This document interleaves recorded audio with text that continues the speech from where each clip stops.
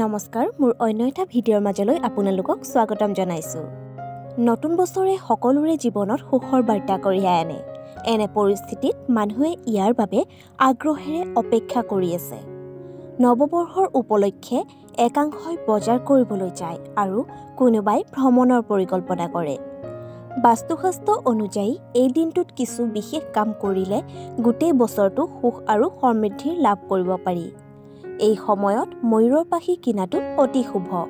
সেয়েহে মানুহে নৱবৰ্ষ উপলক্ষে ঘৰলৈ ময়ূৰৰ পাখি লৈ আহে। ইয়াৰ উপৰিও ঘৰতে পূজাৰ আয়োজনো কৰা হয়। এই সময়ছোৱাত একাংশ লোকে নিজৰ লক্ষ্যত উপনীত হোৱাৰ পৰিকল্পনা কৰে আৰু আন কোনোৱে নিজৰ অসম্পূৰ্ণ কাম সম্পূৰ্ণ কৰাৰ প্ৰতিশ্ৰুতি লয়। কিন্তু আপুনি জানেনে যে কিছুমান কাম আছে যিবোৰ নতুন বছৰত কৰিলে বছৰটোৰ ভিতৰতে সমস্যাৰ সৃষ্টি হ'ব পাৰে? আজিৰ এই ভিডিঅ'টোত নতুন বছৰৰ প্ৰথম দিনটোত কোনবোৰ কাম কৰা উচিত নহয় সেই বিষয়ে জনাম। আহকচোন জানো নতুন বছৰৰ প্ৰথম দিনটোত কি কাম কৰিব নালাগে। নৱবৰ্ষ এটা উৎসৱতকৈ কম নহয়। এই সময়ছোৱাত ঘৰ দুৱাৰ মন্দিৰত সম্পূৰ্ণ ৰীতি নীতিৰে পূজা কৰা হয়।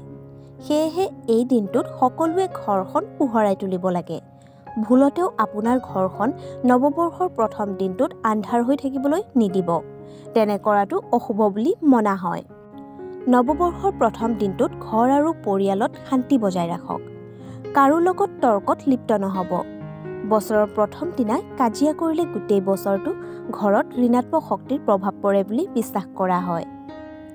বছৰৰ প্ৰথম দিনটোত কাৰো পৰা ধাৰ ল'ব নালাগে। বছৰৰ আৰম্ভণিতে ধাৰ ল'লে বছৰটোৰ ভিতৰতে আৰ্থিক সমস্যাৰ সৃষ্টি হ'ব পাৰে বুলি বিশ্বাস কৰা হয়। সেয়েহে ধাৰ লোৱাৰ পৰা বিৰত থাকক। এই সময়ছোৱাত পাৰ্চ খালী ৰাখিব নালাগে। নৱবৰ্ষৰ প্ৰথম দিনটোত চোকা অস্ত্ৰ কিনাৰ পৰা বিৰত থাকক। নৱবৰ্ষৰ প্ৰথম দিনটোত দা আৰু চোকা বস্তু কিনিব নালাগে বুলি বিশ্বাস কৰা হয়। এনে কৰিলে পৰিয়ালটোৱে আৰ্থিক সংকটৰ সন্মুখীন হ'ব লগা হ'ব পাৰে বুলি মনা হয়। ক'লা কাপোৰ পিন্ধিব নালাগে। বছৰৰ প্ৰথম দিনটোত ভুলতেও ক'লা ৰঙৰ কাপোৰ পিন্ধিব নালাগে। এই দিনটোত ক'লা কাপোৰ পৰিধান কৰিলে নেতিবাচক শক্তি বিয়পি পৰে বুলি বিশ্বাস কৰা হয়।